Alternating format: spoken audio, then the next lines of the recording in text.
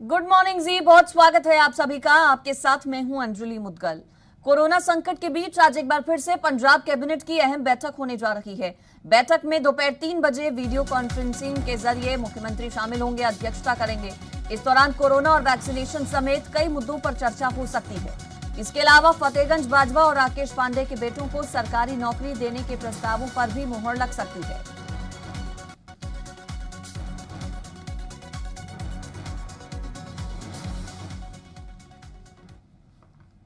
और पंजाब कांग्रेस की अंतरकलह को खत्म करने के लिए बनाई गई है 3 सदस्यीय कमेटी, जिसकी बैठक का आज तीसरा दिन है। आज कैबिनेट मंत्री बलबीर सिद्धू समेत कई विधायक इसमें शामिल होंगे।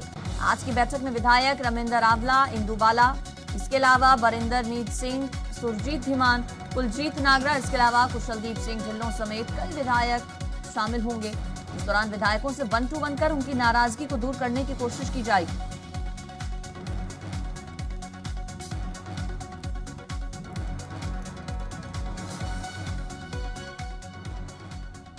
कांग्रेस की 3 सदस्यीय कमेटी की ओर से पार्टी की अंतरकलह को खत्म करने की कोशिशें जारी हैं। दिल्ली में मंगलवार को कांग्रेस की कमेटी के सामने नवजोत सिंह सिद्धू और परगट सिंह समेत कई विधायक पेश हुए।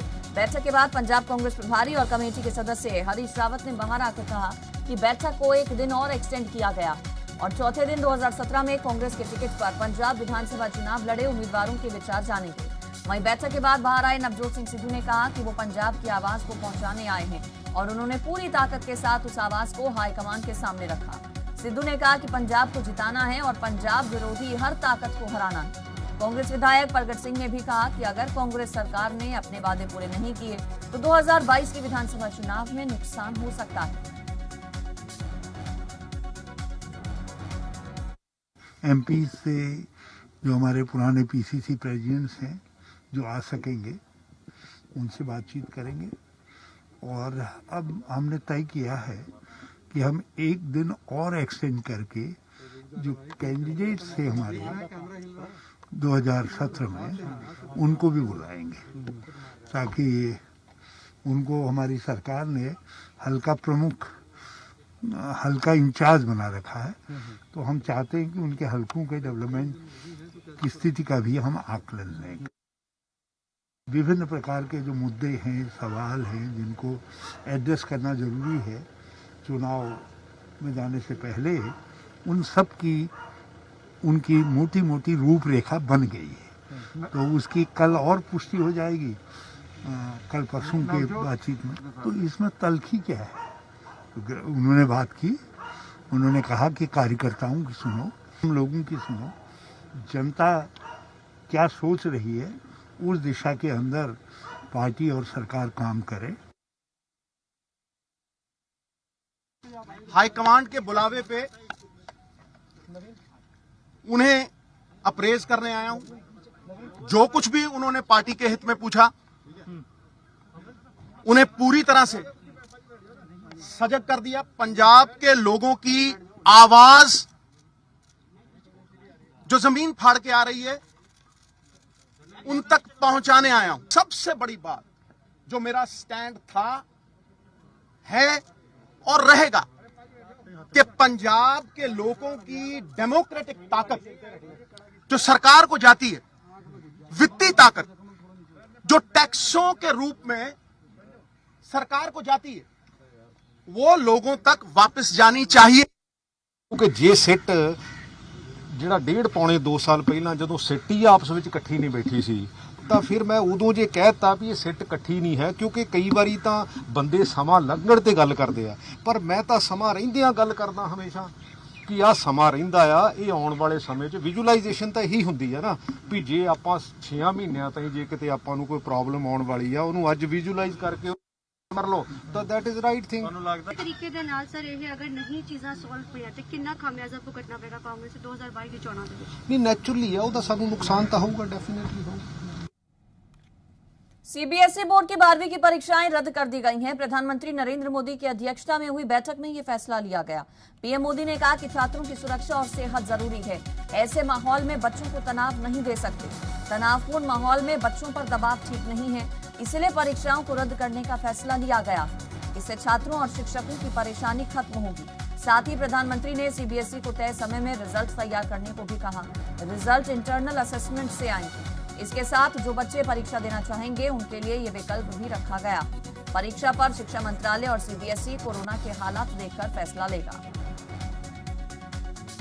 आज सरकार ने प्रधानमंत्री जी के नेतृत्व में, विशेष करके प्रधानमंत्री जी आज की माहौल को देखते हुए देश की भविष्य की स्वास्थ्य को सुरक्षित करने के लिए कोई जोखिम ना उठाते हुए 12वीं की परीक्षा को रद्द किया है।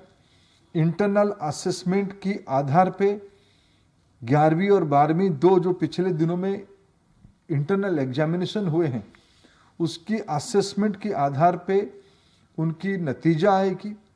हायर एजुकेशन में उनको दाखिला देने के लिए पिछले साल जैसे सुविधा भी रहेगी। मुझे बहुत खुशी है इस बात की कि बच्चों के हित में फैसला लिया गया है, बच्चों को स्वास्थ्य को ध्यान में रखते हुए फैसला लिया गया है, क्योंकि देश भर के 1.5 करोड़ बच्चे इस बात से दुखी थे कि उनकी 12वीं की क्लास लगातार खिंचती जा रही है, वो ख़त्म होने का नाम नहीं ले रही। दूसरी तरफ उनके मन में ये भी था कि अब हम आगे की पढ़ाई कैसे करेंगे जब 12वीं ख़त्म नहीं होगी, और अगर परीक्षा देने के लिए बाध्य किया जाएगा तो उसका नुकसान ये है कि आज जिस तरह से देश में कोरोना बढ़ रहा है उसमें उनकी जान को खतरा था। कोई भी पेरेंट नहीं चाहता था कि उसके बच्चे को उसकी जान पे खेल के परीक्षा दिलवाई जाए। इसीलिए जब थोड़े दिन पहले मीटिंग हुई थी उसमें मैंने सबकी तरफ से 1.5 करोड़ बच्चों की स्वास्थ्य का ध्यान रखते हुए फैसला लेने के लिए कहा था। और आज बहुत अच्छी बात है कि पेरेंट्स के हित में है, टीचर्स के हित में है, बच्चों के हित में है, देश के 1.5 करोड़ बच्चों के हित में ये फैसला है। इसका हम स्वागत करते हैं। मेरा तो ये कहना है कि ये अच्छा नहीं हुआ है, क्योंकि हमारी प्रिपरेशन जो पिछले बहुत टाइम से चल रही है ये सब एक तरह से वेस्ट ही हो गई हमारे लिए। तो मेरा तो ये कहना है कि एक अच्छा प्रॉपर क्राइटेरिया नहीं मिल पाएगा, क्योंकि इंटरनल बेसिस पे मेरे को लगता है कि मार्किंग थोड़ी ऊपर नीचे हो सकती है किसी स्टूडेंट की, पर एक परफॉर्मेंस के बेसिस पे हो जाता तो बहुत अच्छा रहता। और बाकी मेरे को लगता है कि एक पॉजिटिव भी हो गया एक तरफ से और एक तरफ से नेगेटिव भी हो गया। क्योंकि पॉजिटिव तो इसलिए हो गया कि हमारी हेल्थ का इशू है, वो वाली बात हो गई। और दूसरी चीज़ तो ये हो गई कि जो प्रिपरेशन है वो वेस्ट चली गई, और पूरे साल यही चीज़ हो रही थी कि कभी होंगे कभी नहीं होंगे।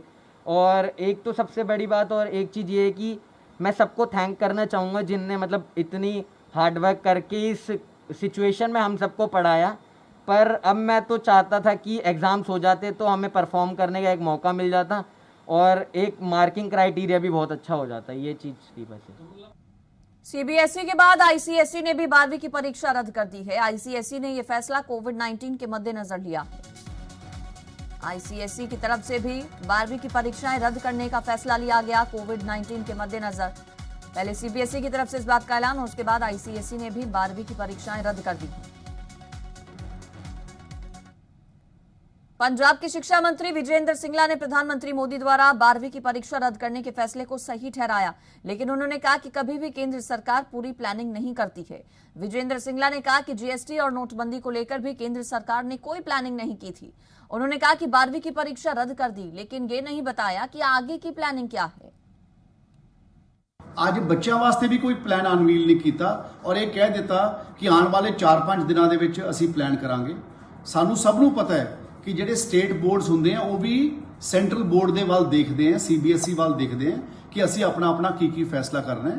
तो इस गल ਨੂੰ देखते हुए मैं ਇਮੀਡੀਏਟਲੀ ਡਿਮਾਂਡ ਕਰਦਾ ਹਾਂ ਭਾਰਤ ਸਰਕਾਰ ਤੋਂ ਕਿ ਉਹ ਇਮੀਡੀਏਟਲੀ ਸਟੇਟ ਐਜੂਕੇਸ਼ਨ ਮਿਨਿਸਟਰਸ ਦੀ ਇੱਕ ਮੀਟਿੰਗ ਕਾਲ ਕਰਨ, ਸਾਡੇ ਨਾਲ ਵਾਰਤਾਲਾਪ ਕਰਨ ਤਾਂ ਕਿ ਬੱਚਿਆਂ ਦਾ ਭਵਿੱਖ ਤੇ ਬੱਚਿਆਂ ਦੇ ਨਾਲ ਜੁੜੇ ਹੋਏ ਉਹਨਾਂ ਦਾ ਜਿਹੜਾ ਫਿਊਚਰ ਹੈ, ਉਹਨਾਂ ਦਾ ਕਰੀਅਰ ओरिएंटेड ईयर्स है, ਉਹਨਾਂ ਦਾ नुकसान ना होवे। आगे बढ़ेंगे। पंजाब का कोरोना अपडेट बताते हैं आपको। बीते 24 घंटे में 94 मरीजों ने पंजाब में दम तोड़ा है। एक दिन में 2884 नए मरीज आए हैं सामने। 2184 नए केस। सक्रिय मरीजों की संख्या 33,444 है। बात हरियाणा की। पिछले 24 घंटे में नए मामले 1233 आए हैं। 80 मरीजों की जान गई है। 16,280 एक्टिव केसेस हैं। हरियाणा में अब तक कोरोना से 8,383 मौतें हो चुकी हैं।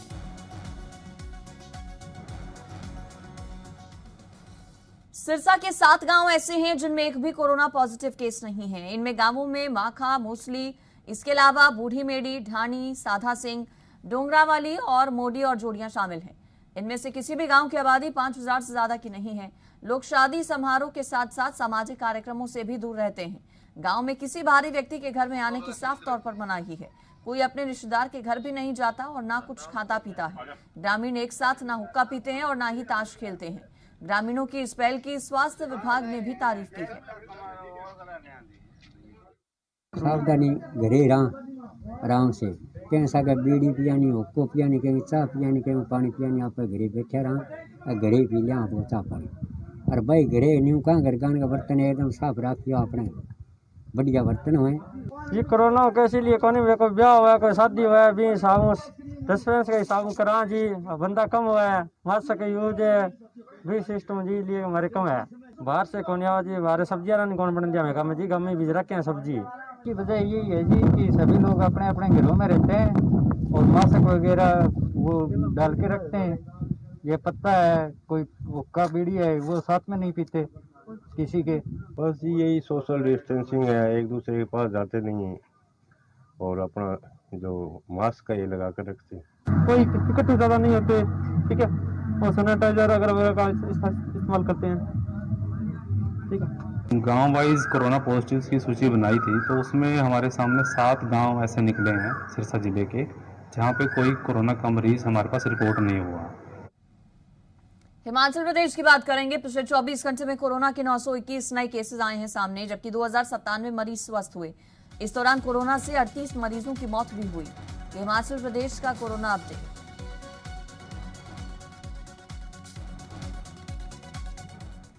बेअदबी मामले में जुड़े भद्दी शब्दावली वाले पोस्टर मामले में एसआईटी ने मजिस्ट्रेट की हाजिरी में आरोपी सुखजिंदर उर्फ सन्नी कंडा के हाथ की लिखाई के नमूने लिए, जिनका मिलान पोस्टर की लिखाई से करवाने के लिए लैब भेजा जाएगा। बता दें कि स्वरूप चोरी होने के बाद बरगाड़ी में भद्दी शब्दावली के पोस्टर चिपकाए गए थे, जिन्हें लेकर थाना बाजाखाना में एफआईआर दर्ज हुई थी। इस मामले में 4 डेरा प्रेमियों को एसआईटी की तरफ से नामजद कर हिरासत में लेकर पूछताछ की जा रही है।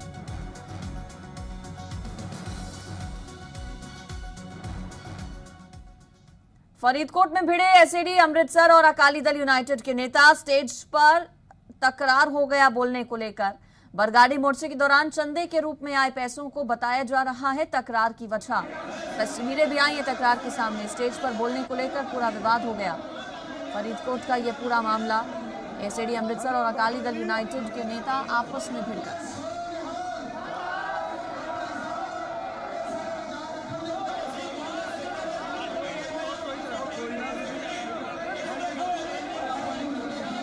तक ये पूरा विवाद, ये पूरी झड़प इसी तरह से चलती रही। और पंजाब पुलिस के लिए वांटेड गैंगस्टर लखबीर सिंह के खिलाफ एलओसी जारी किया गया है। कनाडा में बैठे वांटेड गैंगस्टर को अब भारत लाने की तैयारी चल रही है। लखबीर सिंह के खिलाफ हत्या, डकैती जैसे दर्जन भर मामले दर्ज हैं। 4 दिन पहले लखबीर ने पट्टी में अकाली दल के कार्यकर्ताओं की हत्या के लिए 20 लाख रुपए की सुपारी भी दी थी। 6 लाख लेकर गैंगस्टर प्रीत सेखो अमृतसरिया ने अकाली कार्यकर्ताओं की गोली मारकर हत्या की थी, जिसके बाद उसने फेसबुक पेज पर घटना की जिम्मेदारी भी ली थी।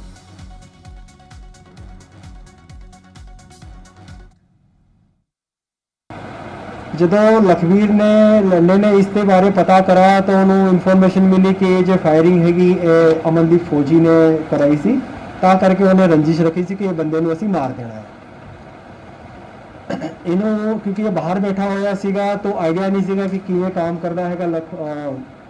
ਲੰਡਨ ਨੂੰ ਨਹੀਂ ਆਈਡੀਆ ਸੀਗਾ, ਤਾਂ ਕਰਕੇ ਉਹਨੇ ਲੱਡੂ ਦਾ ਕੰਟੈਕਟ ਕੀਤਾ ਜੋ ਕਿ ਪੱਟੀ ਦਾ ਹੀ ਰਹਿਣ ਵਾਲਾ ਹੈ। ਪ੍ਰੀਤ ਸੇਖੋ ਜਿਹਨੇ ਉसी दिन सोशल मीडिया फेसबुक के ऊपर इस केस की रिस्पॉन्सिबिलिटी भी लई सीगी, ਉਹਦਾ ਕੰਟੈਕਟ ਕੀਤਾ ਸੀ ਤੇ ਉਹਨੂੰ कॉन्ट्रैक्ट किलिंग के तौर पर 20 लाख रुपए दे के ये बंदे ਨੂੰ ਮਰਵਾਉਣ ਦਾ डिसाइड ਕੀਤਾ ਸੀਗਾ।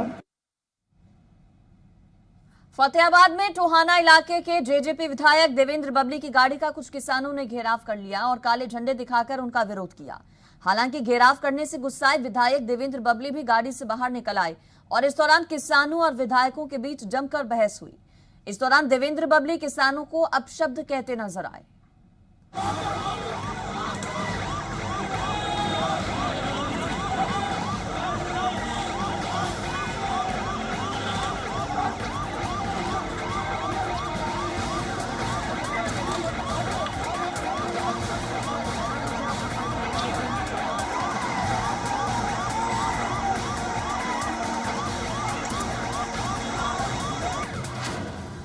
हरियाणा में कृषि कानूनों पर रार, अब विधायक के साथ हुई तकरार।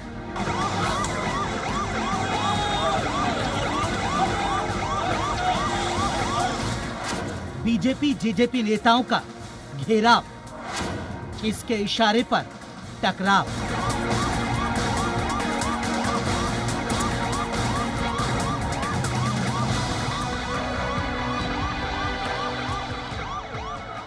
ये बवाल की तस्वीरें फतेहाबाद जिले के टोहाना इलाके की है, जहां किसानों ने जेजेपी विधायक देवेंद्र बबली की गाड़ी का घेराव किया।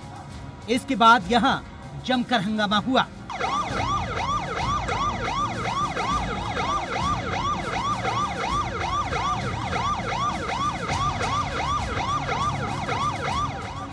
बवाल उस वक्त हुआ जब जेजेपी विधायक देवेंद्र बबली दिव्यांगों के लिए लगे कोरोना वैक्सीन कैंप का शुभारंभ करने के लिए घर से निकले थे, लेकिन इसी दौरान किसानों ने उन्हें बीच में रोक लिया और फिर इसके बाद यहां जमकर हंगामा हुआ।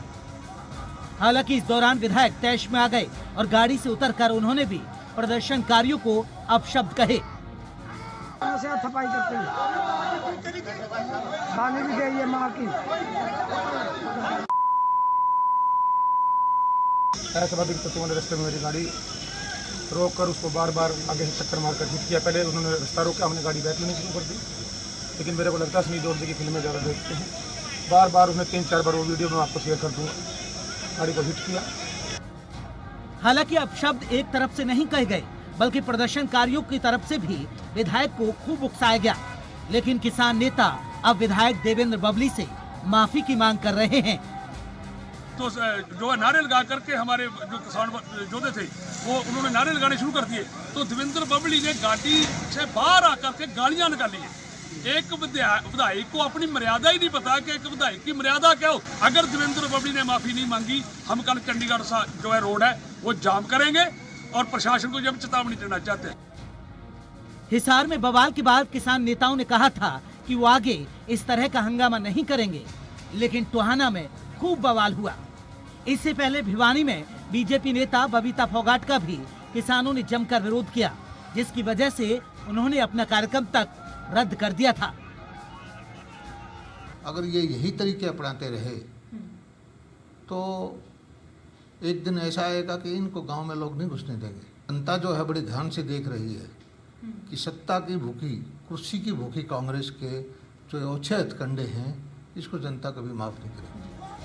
अब सवाल ये है कि जब किसान नेता शांति के साथ धरना देने की बात कर रहे हैं, तो कौन टकराव की स्थिति बना रहा है और किसके इशारे पर यह बवाल हो रहा है। ब्यूरो रिपोर्ट, जी मीडिया।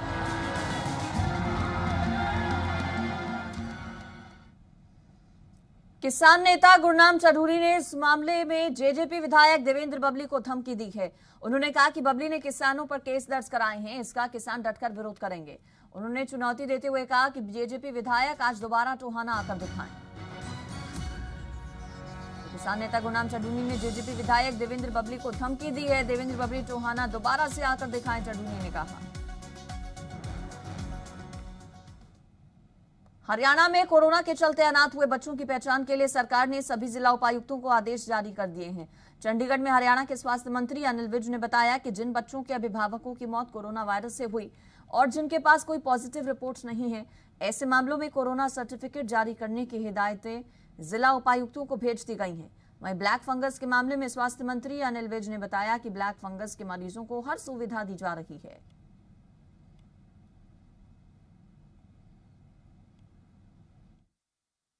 नहीं, वो प्रक्रिया शुरू करने के लिए कह दिया गया है। सभी डिप्टी कमिश्नर्स को कहा गया है कि वो अपने अपने ज़िले में ऐसे परिवार, ऐसे बच्चों को चिन्हित करें जो कोरोना की वजह से उनका कोई अर्निंग मेंबर नहीं रहा घर में, जहाँ माँ बाप दोनों ही चले गए हैं, छोटे बच्चे हैं, तो उसके लिए प्रोसेस शुरू कर दिया हुआ।